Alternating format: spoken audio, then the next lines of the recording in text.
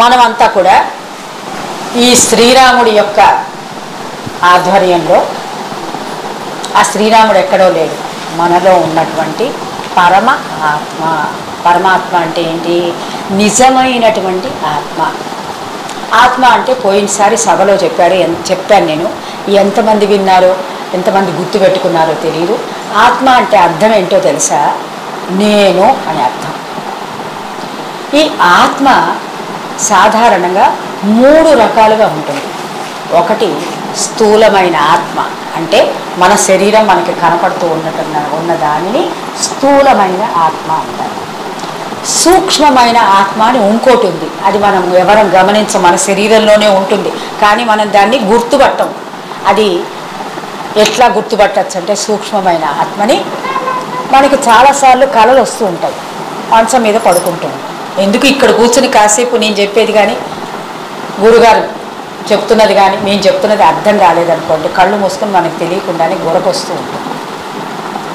మనం మన ప్రపంచంలోకి వెళ్ళిపోతాం.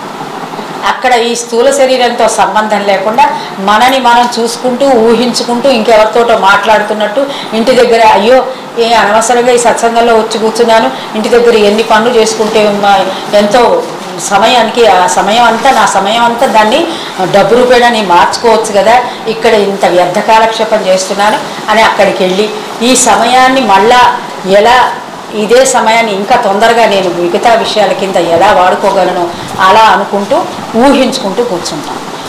ఊహిస్తున్నప్పుడు మనని మనం ఉంటాం లోపలని. దానినే సూక్ష్మ శరీరం అంటారు. దానినే సూక్ష్మ శరీరం అంటారు. ఈ రెండీ కాకుండా కారణ శరీరం అని ఇంకోటి ఉంది.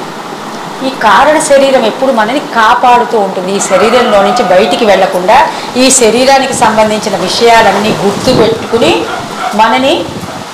గుర్తుపెట్టుకుని లయం చేసుకుని లోపల దాచుకుని మనం బాగా దీర్ఘ నిద్ర పడుకుని నిద్ర లేచిన తర్వాత మళ్ళా మనకి నేను బాగా నిద్రపోయిన తర్వాత నేను ఎవరినో నాకు గుర్తుండదు, నా పేరేమిటో నాకు గుర్తుండదు, నా శరీరం ఎట్లా ఉంటుందో నాకు గుర్తుండదు. గాఢ నిద్రలో మనమంతా ఒక చీకటిలోకి వెళ్ళిపోతాం.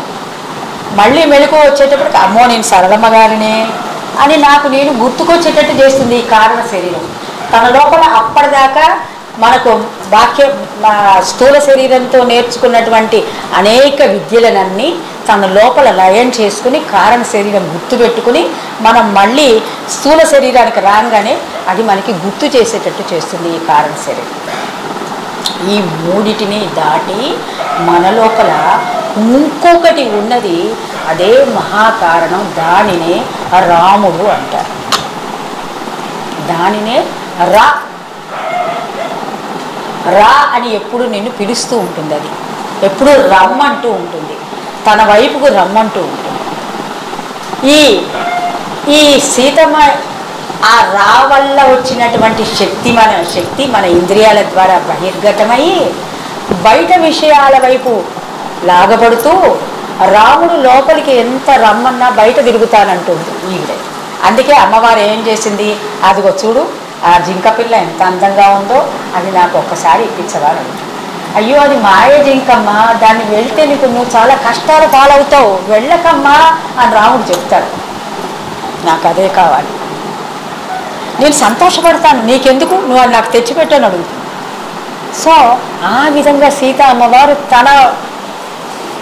తనకి తనే బంధింపబడింది. పాపం మనసు వచ్చి చెబుతుంది, వద్దమ్మా సీతమ్మ, పోనీలే నువ్వు ఆ రాముడు వెళ్ళాడు కదా, సరే నేను నీకు కాపలా ఉంటాను, నువ్వు ఎక్కడికి వెళ్లకుండా ఇక్కడే కూర్చో ఉంటుంది, ఈ శరీరంలో హాయిగా కూర్చోమంటుంది.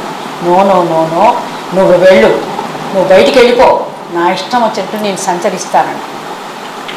సో ఆ విధంగా ఆ శక్తి మనలో ఉన్నటువంటి సీతమ్మవారు అనేటువంటి శక్తి బయటికి వచ్చి ఈ ప్రపంచంలోకి వచ్చి ప్రపంచంతో జీవశక్తి మమేకమైపోయి అనేక కర్మలలో బయటపడిపోయి ఆ రాని లోపల పిలుస్తున్నటువంటి రామశబ్దాన్ని వినకుండా బయటకే వెళ్ళిపోయి మనం ఈ కర్మలలో బంధింపబడి ఆ ఆశలు తీరక ఈ శరీరం చాలక మళ్ళీ పునరపి జననం పునరపి మరణం పునరపి జనని జఠరే శయనం. ఆ విధంగా మనం అనేక జన్మలు ఎత్తుతూ లోపల ఉన్నటువంటి పరమాత్మని రా రా అని పిలుస్తున్నటువంటి పరమాత్మని మనం తెలుసుకోలేకపోతున్నాము.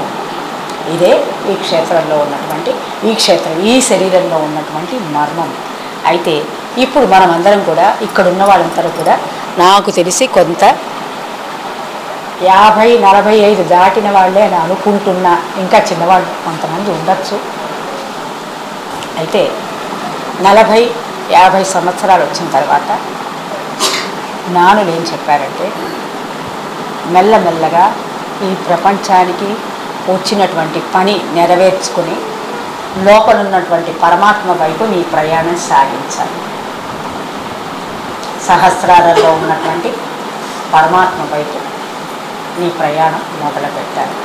సో ఆ విధంగా అందరూ కూడా ఆ ప్రయాణం మొదలు పెట్టాలని, మీరందరూ కూడా ఆ మొదలు పెట్టడానికి మార్గదర్శనం కేవలం గురువు మాత్రమే చేయగలడని, ఆ గురు మార్గంలోకి వచ్చి మీరందరూ కూడా ఆ యోగ రూపంలో చెప్పినటువంటి ఆ గురు మార్గాన్ని, ఎందుకంటే భగవద్గీత అంతా కూడా యోగ శాస్త్రం అని చెప్పబడి అదంతా కూడా యోగ శాస్త్రం. ఆ యోగం నేర్చుకున్న వాళ్ళకి ఆ భగవద్గీత సరిగ్గా అర్థం అవుతుంది. ఆ గురు మార్గంలో ఉండేటటువంటి యోగం నేర్చుకున్న వాళ్ళకి మాత్రమే దానిని 4 రకాలుగా చెప్పబడేవి. సాంఖ్యము, తారకము, అమనస్కము, పరిపూర్ణము.